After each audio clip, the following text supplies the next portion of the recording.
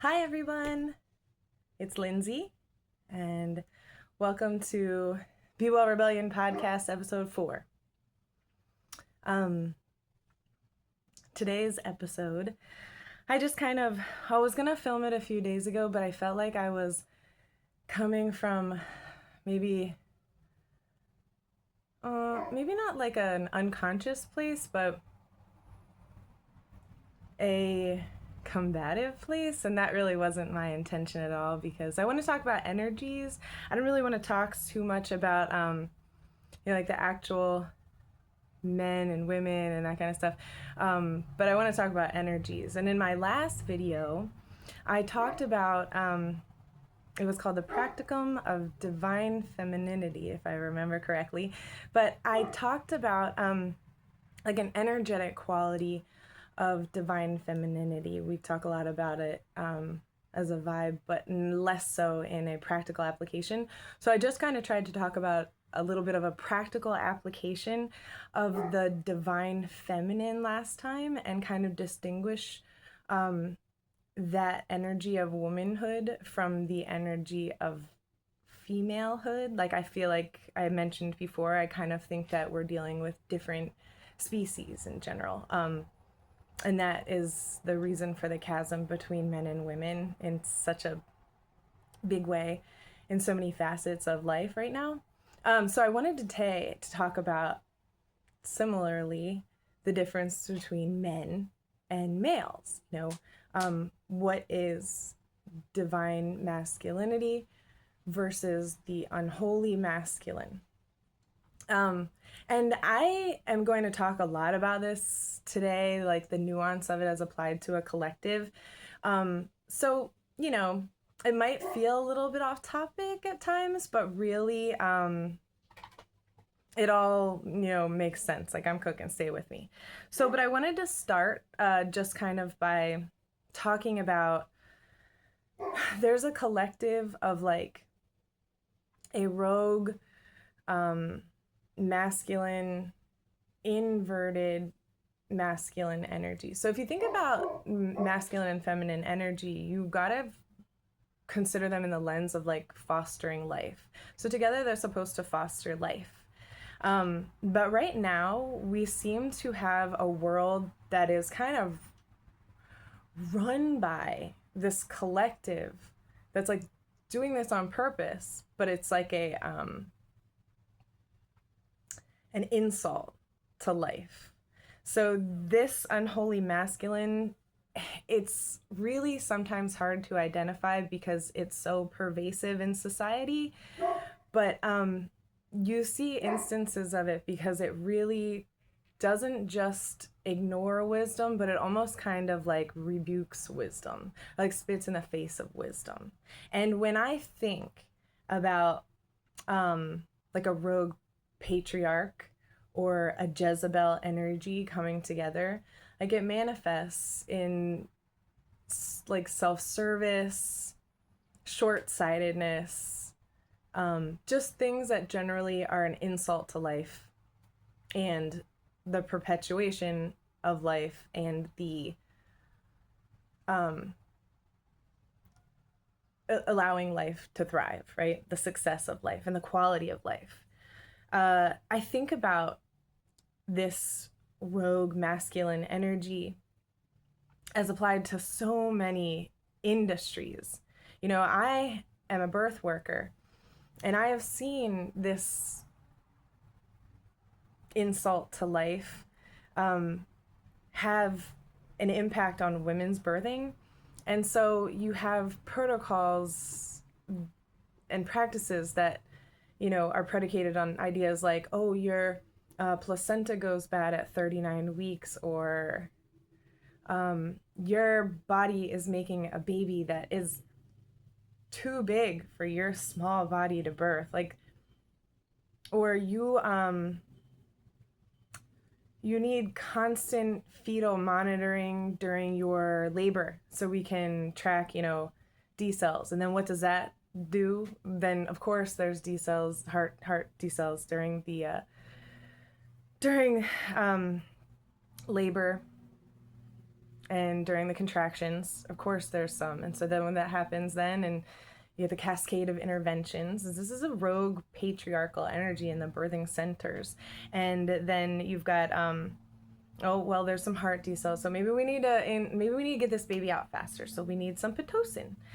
So let's go ahead and give some pitocin. And the next thing you know, the contractions are harder and faster and harder and faster, and the body can't take it, and the baby's struggling. And then we need a cesarean. And in the eyes of the insurance companies, everybody did everything they could to avoid that cesarean, right?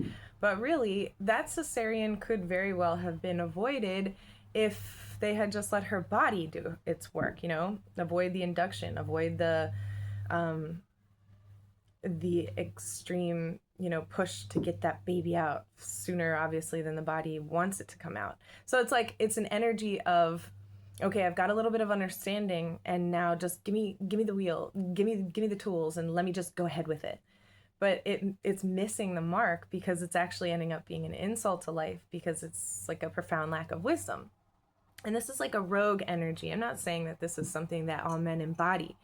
I'm saying, though, that this type of energy seems to be infiltrating the male population in a lot of insidious ways. You've got like an alpha male who kind of just wants his woman to shut up and just do what he says, right? Because he knows best. He's the leader. Then you've got, you've got these simps that are missing the mark too. You don't want to, cage a woman or put her on a pedestal in a way where she can't be effective, and you're squashing her there. I mean, like, I guess I'm getting a little off topic. There's a lot of ways that it can manifest in a relationship, but there's a lot of inverted masculine energy that's affecting men today. And I feel for you. Like, my heart goes out to you, because there's not the same, you guys don't get the grace of the same fluidity that women get. So, or even little girls. So like, if a little boy starts employing his right brain and he starts, tuning into that, it's like attacked right away. He's told that maybe he's a girl, he's put on hormone blockers or whatever they do to them, or he's called gay, or just, he's not. We live in a world that is pushing women to be masculine, but I mean, even more, just making men exploring their femininity, like in their inherent femininity, a dangerous territory, because you are quickly labeled, you are quickly made to just go down a path that maybe you're not necessarily trying to go down. You're just kind of trying to explore who you are and all the facets of who you are, and your way of receiving guidance, and your way of receiving, information from your environment. I feel for boys, and I feel for men. And I think that they are under attack from the get-go. I mean, in this country, we have boys that are born and their penises are cut. Their foreskins are cut off. And I know there's a discrepancy about like what is a biblical circumcision versus what they do today, and who wrote the Bible and why might they be pushing circumcision. I know that I'm not even going to get into all of that, but ultimately, whether you are on whether you're in the mindset that that's an okay thing to do or not, it ultimately changes the little boy's brain, and his baseline stress level is never going back to what it could have been.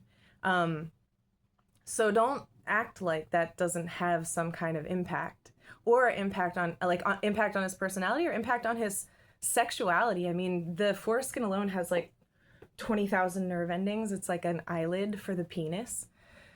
It's got like mucous membrane in there, so that he's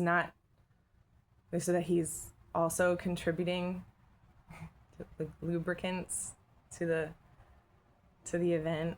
But anyway, like it's a body part. So you can't cut off body parts and think that you're not on some level affecting the child and how they will relate to their own bodies and how they'll relate to maybe authority or how they'll relate to their sexual partners.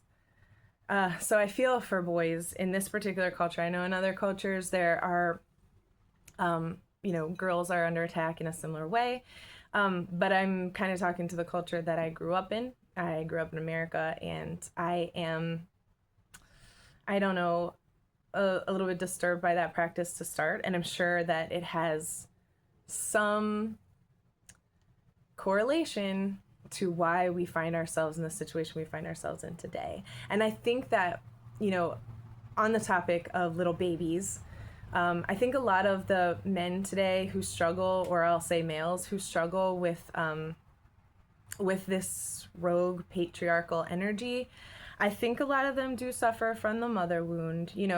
I've said before, this is a difficult world to be a good mother in, so you gotta have grace for everyone's situation and the nuance of the situation. But that said, I do think a lot of mothers are contributing to this feeling of like a disconnect from a healthy way of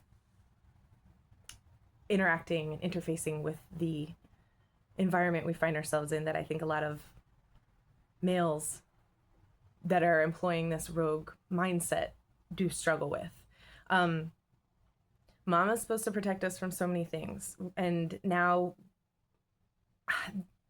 we have normalized kind of throwing our children to society, and it's like feels like sacrifice in a lot of ways, or feels like Russian roulette in a lot of ways. And I think there's a lot of little boys and girls alike that grow up, but boys that grow up with like a little bit of a rage about not having been a little bit more protected. I think there's this guy online, I think his name is Jason Christoff, and he calls it like the cremation of care.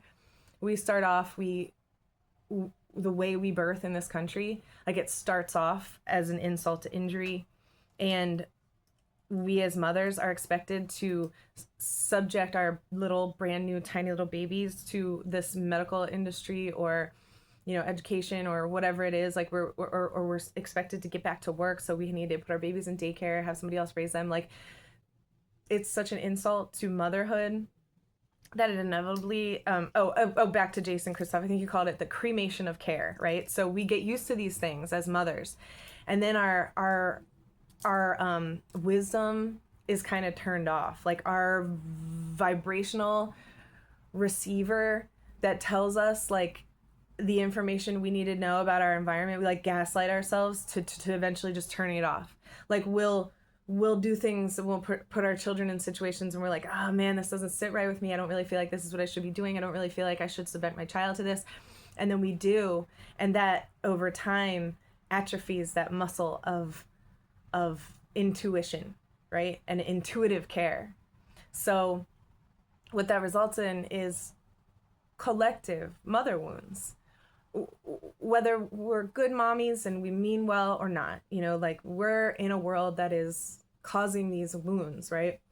And you could even just look at it as like a collective energetic wound.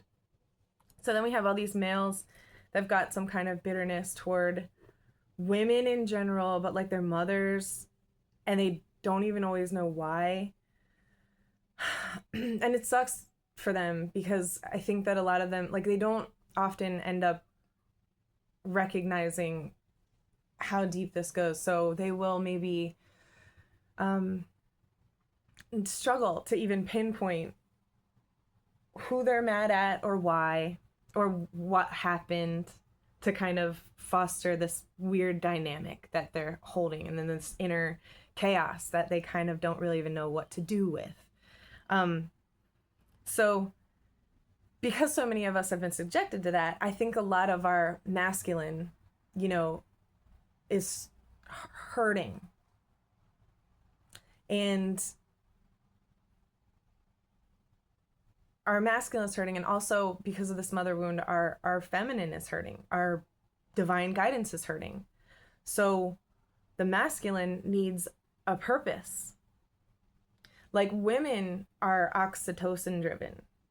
Men are dopamine driven, meaning women need to connect and relate. We want to feel heard and we want to feel understood and we want to feel trusted. And that's really important to us too because we're pattern recognizers. So if we're with a partner that's like, oh yeah, whatever, you and your silly little thoughts, like that feels yikes, that's unsafe for us. But then so it's oxytocin driven. We need to feel connected.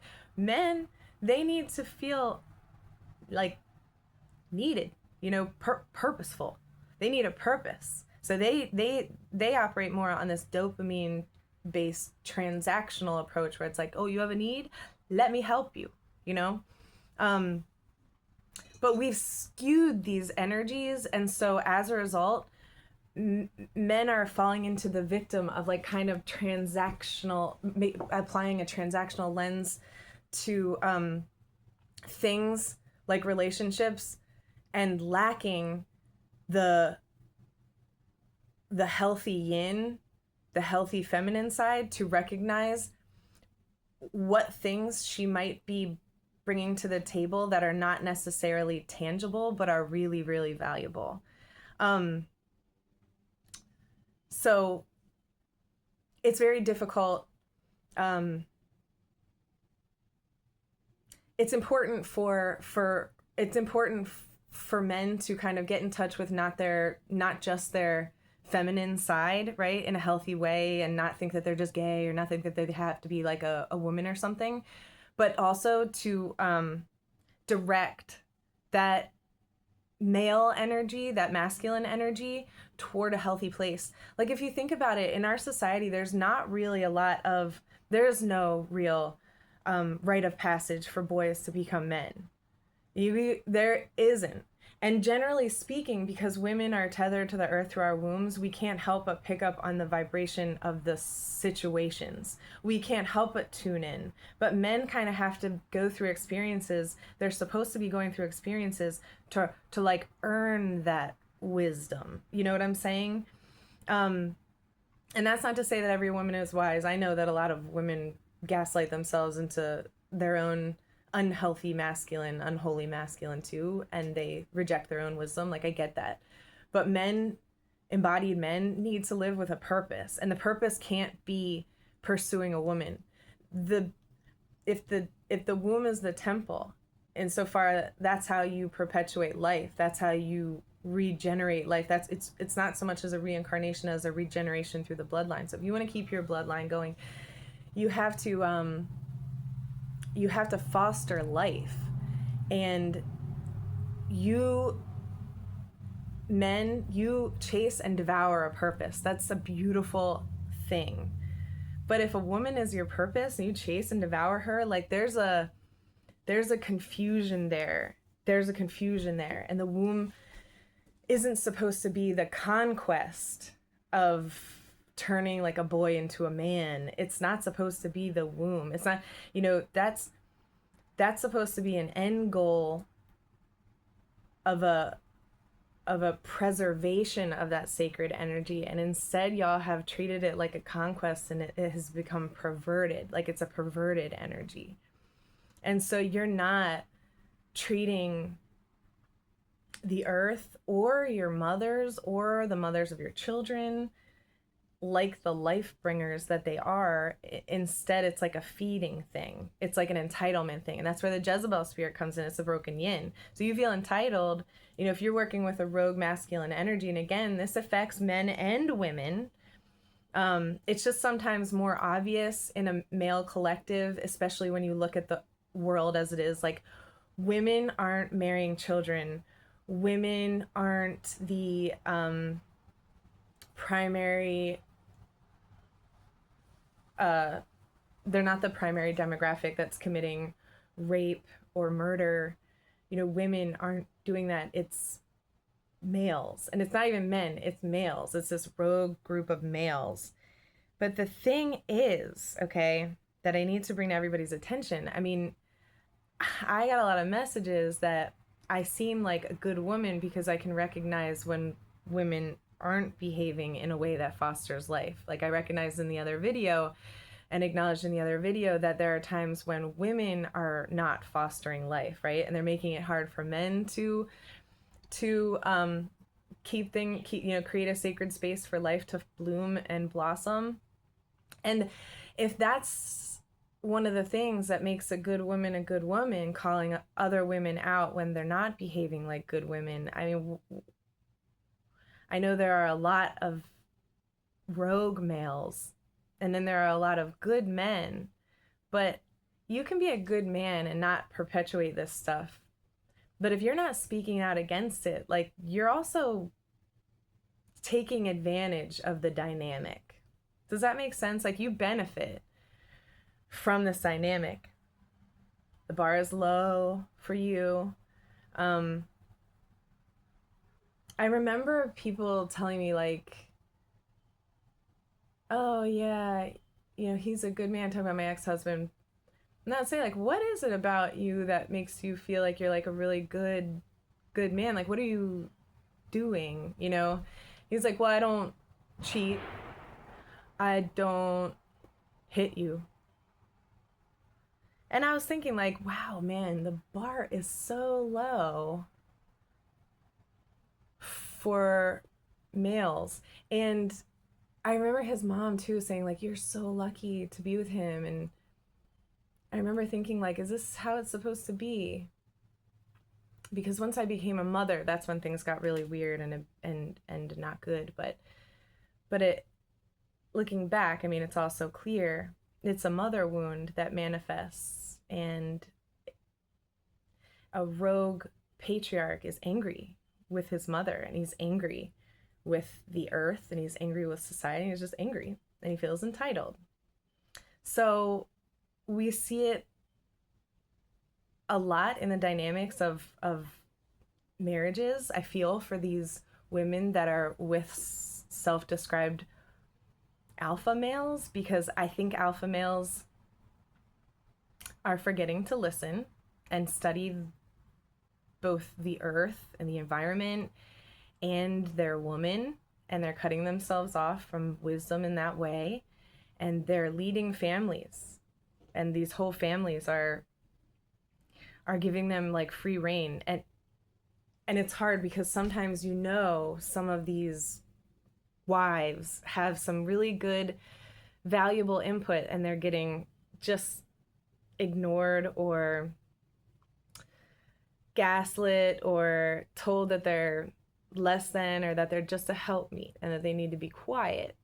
Now I think that there's there's some validity to the concept of women quieting down a little bit, because sometimes I think that the feminine, to really embody the feminine energy and to be tethered to the earth, there are times where you are behaving in ways according to your knowing, and to articulate that to somebody else isn't your job. As a woman, I find describing things that I know sometimes very difficult. But that doesn't mean I don't know them. So it's up to a man to understand and to translate. So that's why he's like supposed to be a wise guide. But if he's not reading the map that is his woman, I mean, then no, he can't. I just don't think he's capable of being a wise guide, because he's not really referring to the navigation tools that are available to him. And then we've also got like these imbalanced, kind of like simp characters that they recognize like how important and valuable women are and stuff, but they're not made to be coddled, the way that way. They're not made to be smothered. I think that a lot of women get the ick when it comes to simps, just because we know that if he's like submissive to us in that way, like, who's to say that he can't be manipulated and then submit to something else that like really isn't good? I don't know. It's almost like an untrustworthy thing. So like, it's difficult. It's difficult to pinpoint, because in some ways the divine masculine does worship the ground she walks on, but in another way he takes none of her shit. He's up for the challenge. and he's willing to explore the nuance of wisdom because he's also willing to go to the depths that it requires him to go to be the answer. Because I think the reason that the Bible puts so much stress on the Son of Man is because he is very much his mama's prayers and his daddy's strength. So that's a really, really, that's a huge force to be reckoned with. To be the recipient of all that information from his wise mother's mitochondria, their DNA, birthing the answer with the strength of and physical prowess and wise movement through this matter, through this realm of matter, as guided by his dad. You know, that's how this rogue patriarchal energy is resolved, because it's not going to just be women embodying feminine energy and providing something sacred that's worth fighting for. Somebody's also going to have to step up and fight. You know, somebody has to put other men in line. Like when my ex-husband and I split, there were quite a few men who came to me and said, I really disagree with all the things that he did to you. And I'm sorry that you went through that, and, you know, he's a terrible person. And he said that to my face, but I don't think that that's what they were saying to his face. And so until those type of men who recognize what is wrong are willing to like stand up and put himself out there and say like, right is right, wrong is wrong, and I'm going to draw a hard line here, it's not going to, like, we're not going to be able to just fight them off ourselves. But we operate in the spiritual realm, and we pray and we appeal, you know, we take it to the high court, but there needs to be some policy enforcers for the divine feminine. Otherwise, this rogue, you know, for the sake of wisdom. I don't, you know, there's so many males that have conflict with the females in their lives, and no matter what goes on between them, it should never get to this point where we are insulting each other's capacity to foster life. And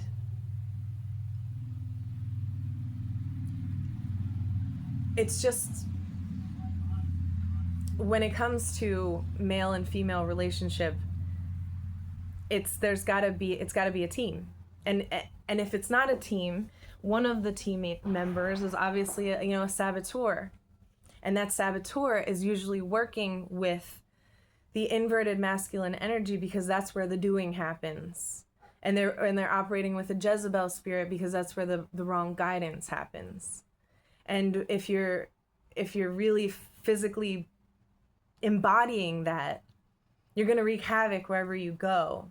Your wife, you know, she's only going to be able to accommodate that kind of energy for so long that she'll get sick, or you're you know, you can only, you know, it's like when you come across a wild animal.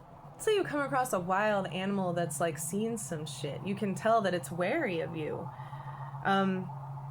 You have to earn its trust, and then you have to see what it needs. And you only do that by studying it. And I'm not comparing women to wounded, abused animals, but I think I mentioned in another video, or maybe I didn't, but, you know, males, not men, but males are women's apex predator, meaning you're our biggest threat to life. good men are the avenue towards sustaining life, but bad men are such a hindrance to it, to the point that you could kill us. And so when you say, like, well, what do you bring to the table to these women that you're potentially wanting to date? Like, you need to recognize she's bringing her trust to the table, and that's huge. That's huge. Um, and then it's a gift. Like, her presence is a gift. And you got to recognize that you then have a duty to uphold a certain dynamic. And you can really easily insult it by making her feel unsafe. And how do you make her feel unsafe? You're not listening to the information she's trying to tell you. Everybody says we're so long-winded, and that's valid, but we have a lot to consider. You know, one time I was watching this video, and it was like cats, mom cats and baby cats. And the mom cat was teaching the baby cats like how to navigate in the world, right? And this is how you clean yourself. This is what you jump from here to there, blah, blah, blah, blah, blah, right? And it got me thinking, like, oh man, motherhood for women, you know, for human beings, it's so hard because there's so, we complicate things so much, and we got to teach them so much stuff, and we feel like we have to expose them to so much, and, you know, we feel like we have to work so hard to do this, da da da da. And I was thinking mothers were imposing so much on their children and themselves, and then I realized, no, it's the world. Like, the world is designed to really overload women and like fill up their bandwidth. Because if you are like just walking down the average street as a woman with like children, you're looking at who's around, you know, does everybody have the shoes they need? Does everybody have the jackets? Does everybody have a snack? Did you bring a water? Who's that guy across the street? Has he been following us for a while? Who's that over there? Is that a friend? Is that somebody that could help? Or is that somebody working together? You know, like there's so much that we consider. Where are we parking our cars? Who's parked next to us? Are we going to have, if I have to return my grocery cart at the grocery store, how far away from my car do I have to walk? Like, there's so much to consider to keep our babies safe. It is more than a cat's life. It's not that worse. It's not that we're complicating things. It's that it's become really, really complicated by design. Because if you're keeping everybody in survival mode, you know, we're not thriving, right? So we've got women saying, hey, there's all these things to consider. And there's so many males that are like, okay, why don't you just go do the thing that makes you feel good and I'll handle it. And when he says like he'll handle it, he doesn't actually consider the nuance of all of her concerns. And there's a total disconnect. And so then, you know, he's behaving in a way that matters to him because he's assuming, you know, certain things are a valid concern and some things are not, you know, and then things go maybe awry, and maybe she's saying like, hey, I was trying to, I told you that was a concern, and he's saying, oh yeah, well, blah, blah, blah. Now she doesn't feel safe. And it's little things like that, little things that chip away at her safety. And now she's not the feminine woman that you married. Now she's slipped into her masculine, and you have a problem with that, but she needed you to pay attention. Part of the divine masculine is paying very close attention. And I said before, I was the yang in my garden. I'm only a good yang in my garden because I'm paying attention to her and everything that she's telling me about the soil nutrients and about the, you know, the types of weeds that are growing and all this stuff. Like I can't just walk in there and start digging and tilling and not even ask her what she needs. It's stupid. That's just stupid. And that's the kind of like rogue patriarch we've got. You want to know what else is a rogue patriarchal energy completely devoid of wisdom is the concept of like biohacking. I understand that in some ways you need to understand how the body works so that you can foster its natural healing, so that you can not be in its way.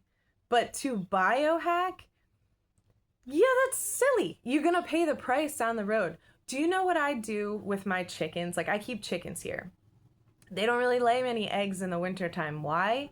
Because I let them be exposed to the elements. I don't put artificial light in their coops, and I don't keep their coop particularly warm. I don't live in a place that gets super, super cold, but still, like they're exposed to the elements. They're exposed to to the decrease in light during the cold years. So as a result, they're really healthy and they lay eggs for more years than the ones that are basically burnt up.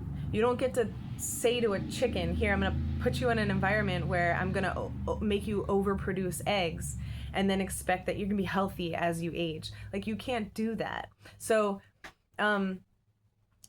if it seems like it's doing things the hard way, it is. Sometimes doing things the right way is doing things the hard way. If you want a healthier body, you have to cook more of your food at home. And even healthier still, you're going to have to get your ass outside and grow it.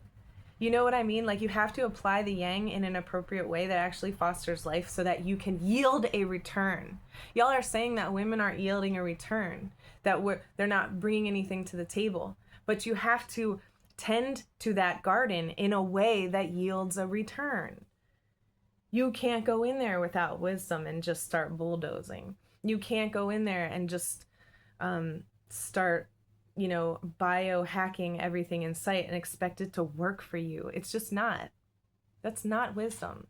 And I know that operating in wisdom requires patience and it requires sacrifice sometimes.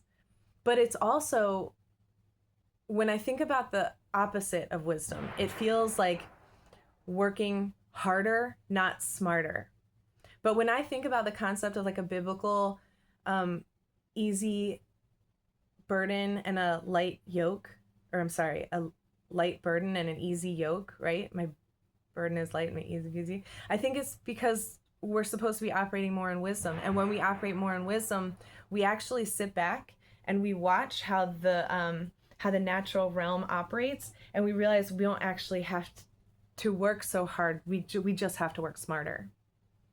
So this rogue patriarchal energy isn't just manifesting in this male demographic that is like hurting life, insulting life in the way that they operate with the earth and then also with women and children, but also it's also like in the collective. It's really, really brought us to a place of, weirdness, because we're not understanding why we have to reap what we sow. The disconnect between cause and effect and our propensity to employ wisdom in the choices we make is just kind of profound to watch. Like, let me give you an example, okay? And another example of how this rogue patriarchal energy like just wreaks havoc. All right, there is a goat farm near me, and I found out that these goats they're fully vaccinated, and I learned that when farm animals get a lot of vaccines, it makes their poop like inhospitable to the dung beetle. The dung beetle, by the way, on a side note, that was actually Ra's favorite animal. And I think about this all the time. It's like that's poignant, especially with what I'm about to say. So anyway, so these farm animals are vaccinated heavily, and their poop is inhospitable to the dung beetle. So the dung beetle population goes down, and then as a result, the black fly population gets really bad. And of course, then you've got fly strike, right? There's like fly strike where the flies lay their eggs in, orifices or wounds of like animals and poultry, and ultimately flies are gross. They spread disease, and so now you've got an insane fly population. And you have people going like, oh, I hate these flies. I hate all these flies, blah, blah, blah, blah, blah. I'm so mad about these flies. But I think of flies, maybe they're the plague sent for our mass lack of wisdom and iniquity as a result of our lack of knowledge. Do you know what I mean? So we have such short-sightedness when it comes to problem solving because we are not employing the divine connection, the healthy yin, and subsequently we have a rogue yang that's like running amok and not knowing why, because he's saying, well, we want healthy animals, so here we go, when really he's not looking at the long-term effects of this stuff. I mean, wisdom isn't, the rogue patriarchal energy is everything that wisdom isn't, and wisdom isn't active management of the third stage of labor. Wisdom isn't mass use of pesticides in our gardens. Wisdom isn't eating food out of season and non-local food out of season and then wondering why your body's not operating at its best. Wisdom isn't artificial lighting everywhere. Wisdom isn't getting up to an alarm clock so that you can go work for the corporations that kill you. Wisdom isn't letting your colonizers educate your children. Wisdom isn't, what else? Wisdom isn't hustling. When I think of the rogue patriarchal energy, I think of trying to what is it? Mop the beach. Do you know what I mean? The shoreline. It's a waste of your energy. And so that's why when we look at why things are the way they are in society and we're like, this doesn't make any sense, it's because it was designed by a rogue patriarchal energy that does not give a flip about sustaining life that has any kind of quality or freedom. It only cares about sustaining the life it can feed off of because it contracted with a unholy feminine feeder. Does that make sense to you? So instead of a divine masculine and feminine, and I always love the garden, right? Instead of a feminine saying, I'd like to foster life, I'd like to feed my family, right? Instead of the yang being like, well, let me go get a job and get all the money I can get so that we can get to the grocery store so that we can, and that food's not, let me battle, no, it's him being like, okay, what's the wisest way to go about this? I'm going to build her a garden. Do you know what I'm saying?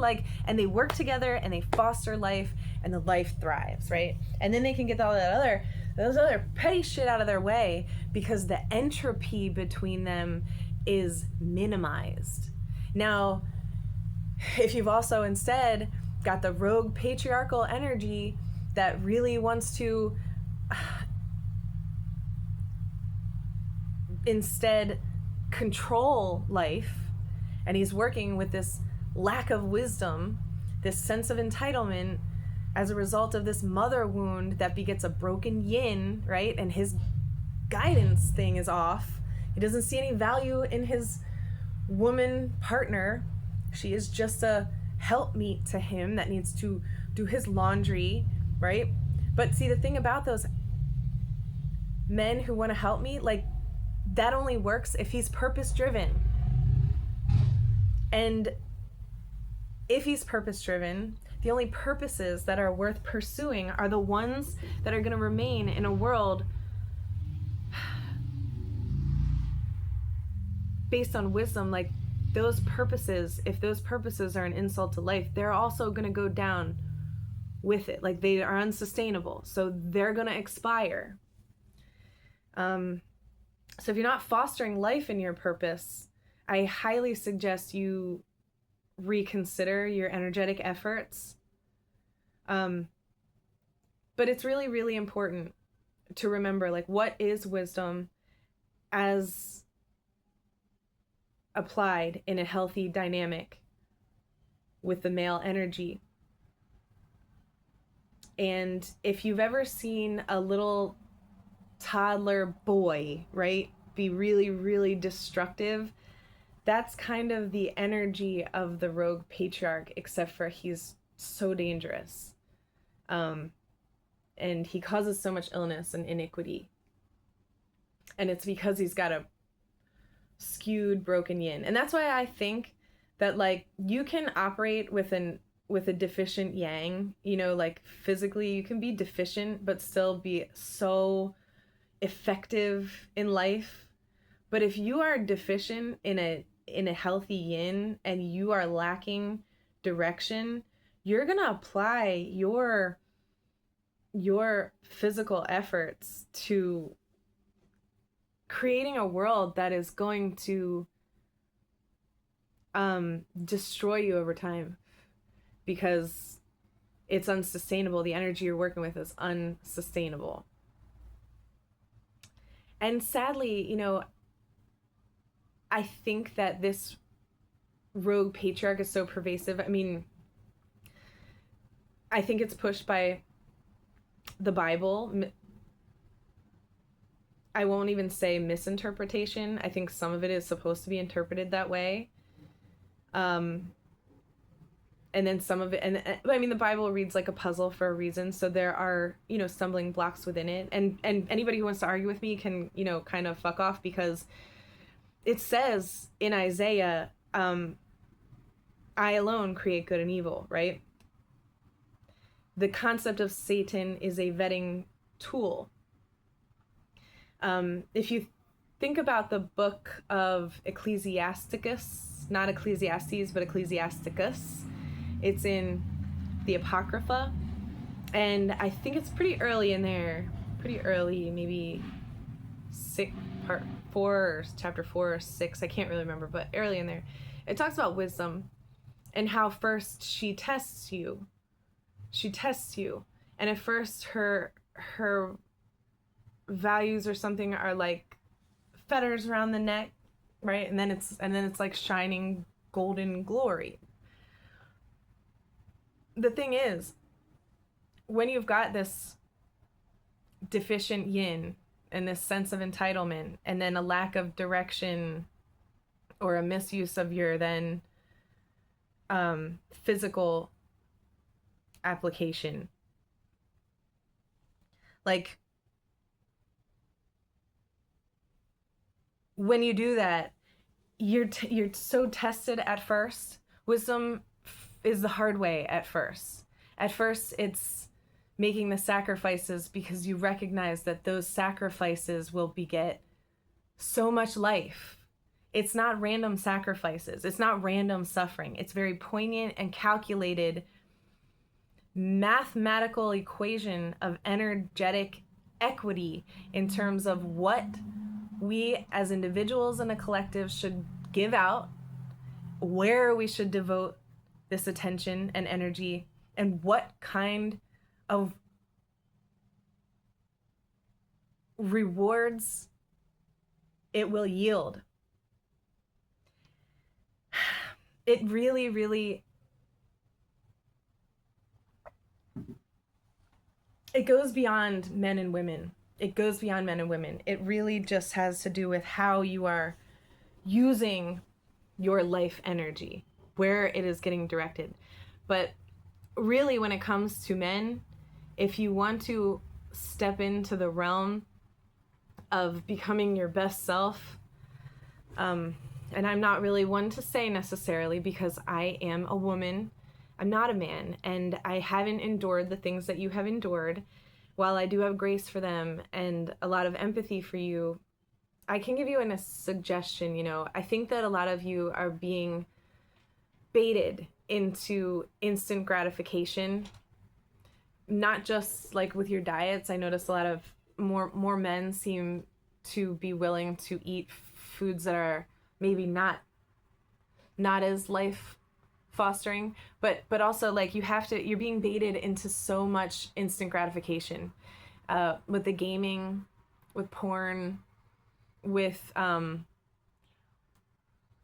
concept of providing for your family as just a financial endeavor. Like, that's instant gratification. You think you can go to a job, bring the money back, and act like that's providing, when really there's so much more to provision. You're getting baited into so much instant gratification that you all, I think, are struggling to not feel. Well, I think that you all are struggling to actually get a chance to embody the divine masculine, because it's really not popular to put yourself through that ringer of wisdom, to wear those fetters around your neck. Like, it's not. And you get mocked, and you get called names, and you get put into boxes that you really don't belong in. But if there's, two areas that I think that you are baited into instant gratification the most, it's got to do with like what you consume. And just feel like you don't have to always stay in this vibrational state, but an empty belly and full balls is really what makes for a masterful man, because he's not a slave to his belly, which, I mean, gluttony is everywhere. And not just gluttony, like alcoholism, just consume. The consume culture. If he can just be the proprietor of the things that he consumes through his mouth, that's huge. That's a huge start to the foundation of discipline. And then the second is dick control.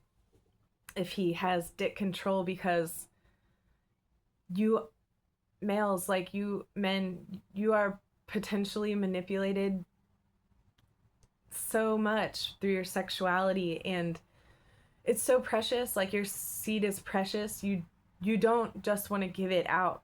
Just like a woman's body is also precious, like, you don't want to just give it out. You create a tether to those people through bioresonance. If you're putting your sperm into a female or a woman, like, she's got part of your DNA. You should understand the implication of that. Like, that's not a tiny thing. That's her. It's not even like she keeps it in a jar and then, like, whatever. No, it's like it's part of her now. And she's now got your information. She got your number. And if you think that there's not going to be some kind of spiritual or physical implication of that, like, you're crazy. It's funny because right now there's a lot of single mothers, and a lot of men are saying, oh, you're so dumb, you chose wrong, it's your fault, choose better. Even my ex-husband told me to choose better. I should have. But anyway, so they're saying women choose better.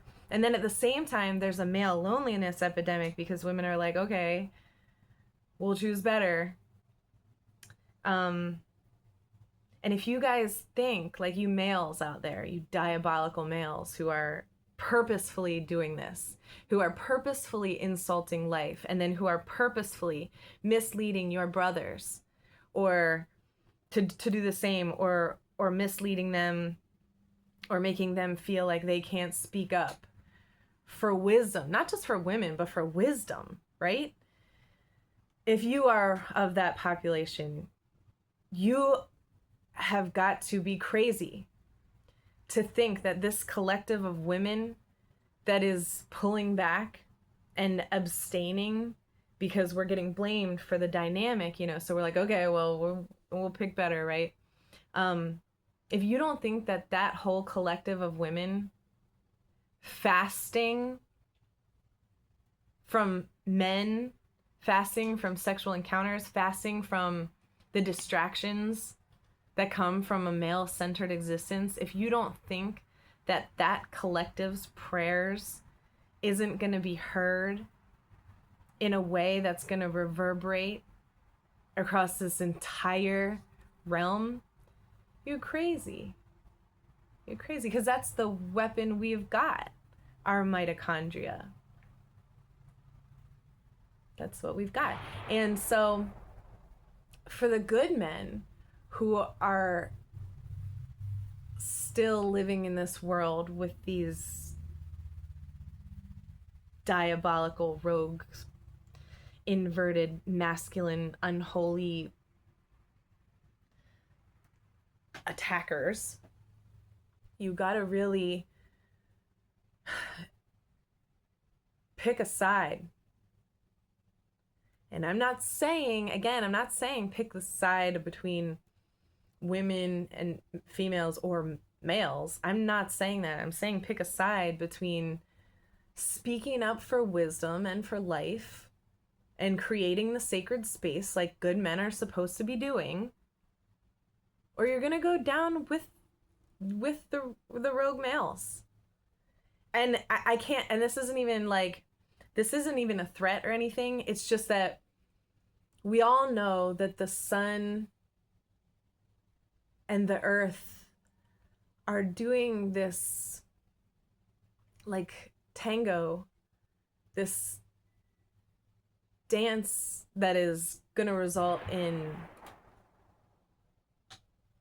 frequencies that we haven't really enjoyed in the past, or maybe not the recent past, like a return of these type of frequencies. And women can't help but assimilate because we're portals to this realm.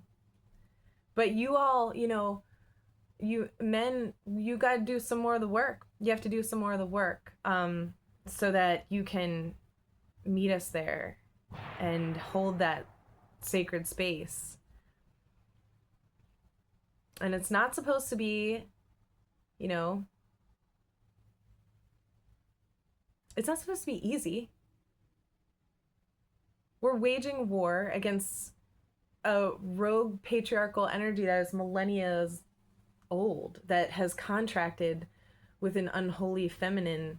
So you've got the misdirectors guiding a collective toward their own demise, and their own demise manifests in, they're being consumed. And that's why satanic types of energies are referred to in certain times as female and certain times as male, because there's parts to it. There's the framework, and then there's the doing, the learning and the doing, and they work together. So if you find that you are employing a rogue patriarchal energy, I highly suggest you just fast. See where your weaknesses are. Look at the theme of your life and truly evaluate what your purpose is outside of just being, like a husband and a father. See what your purpose is, the purpose that fosters life, and pursue that. And then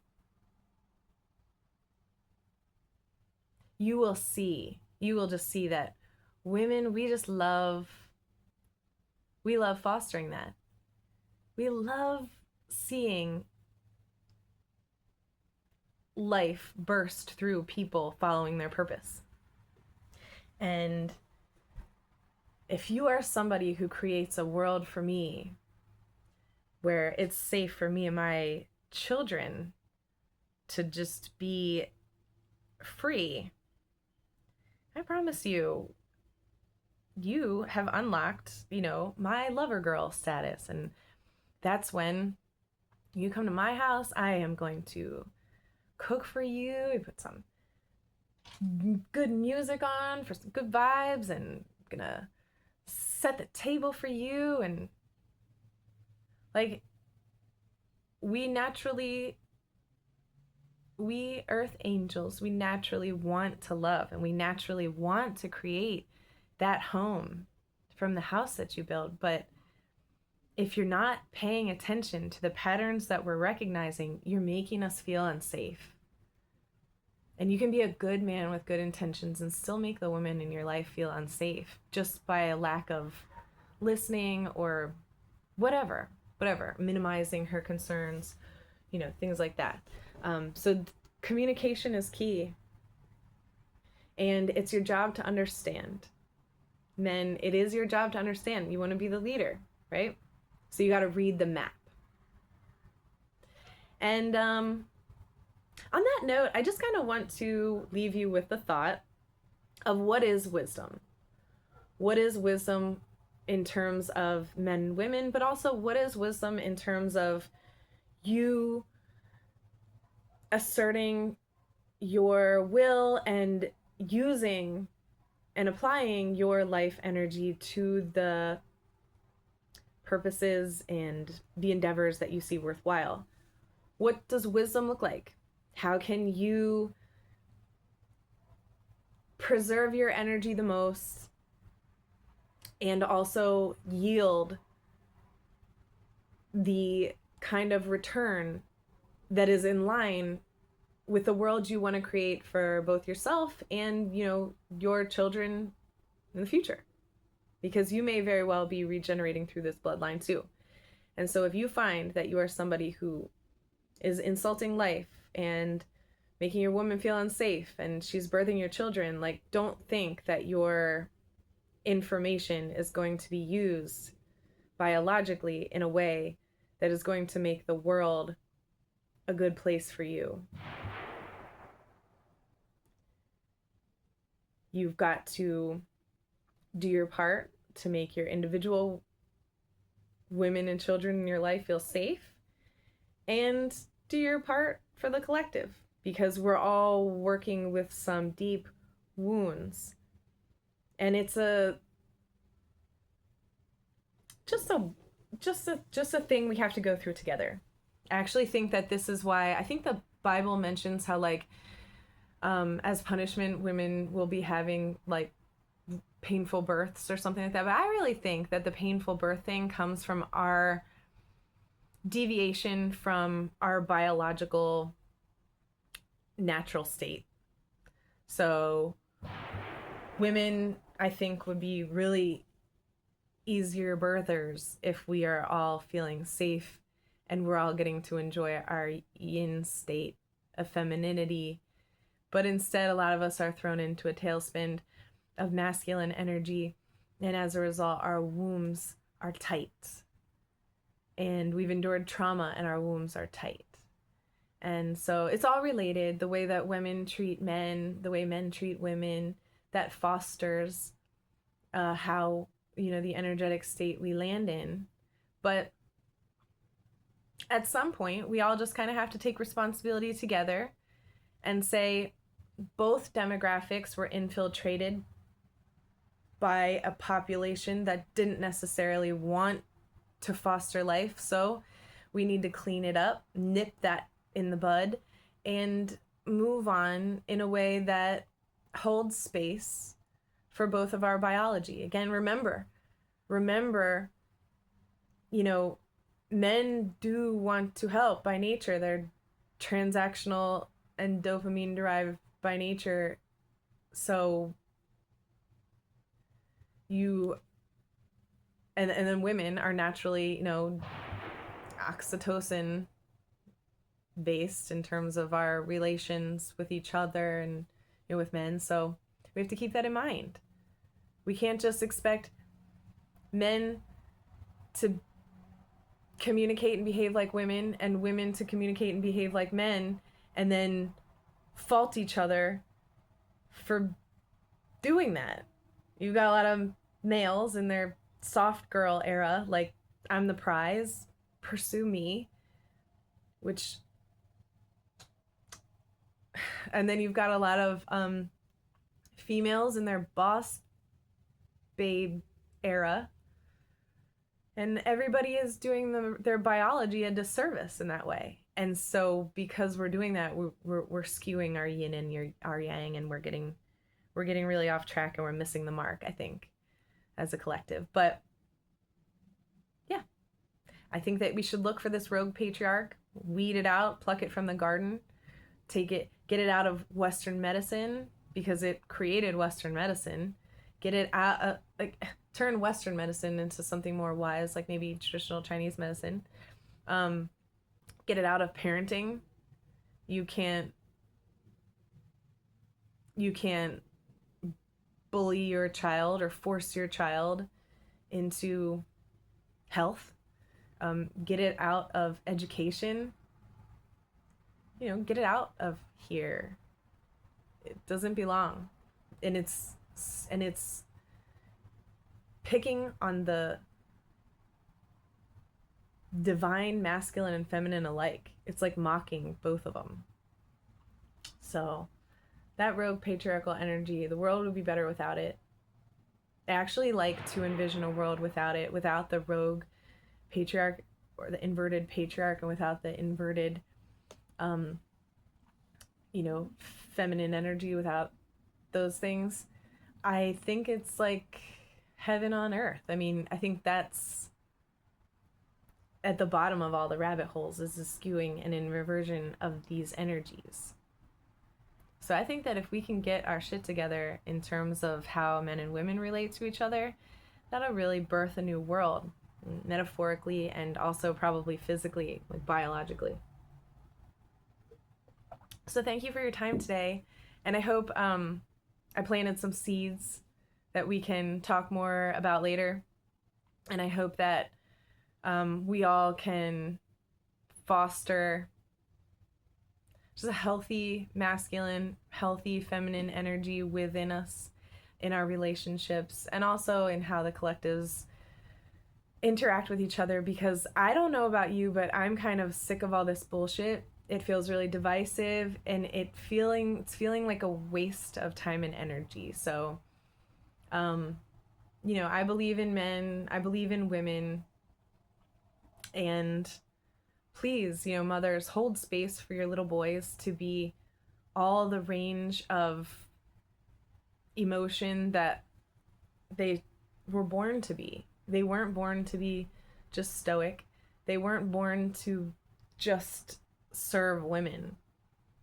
They're dynamic individuals that need love and that need purpose, and they need to be challenged. Don't coddle your little boys. Let them grow into a man, because little boys are ruining this whole world. But anyway, thank you, and take care, and have a good one.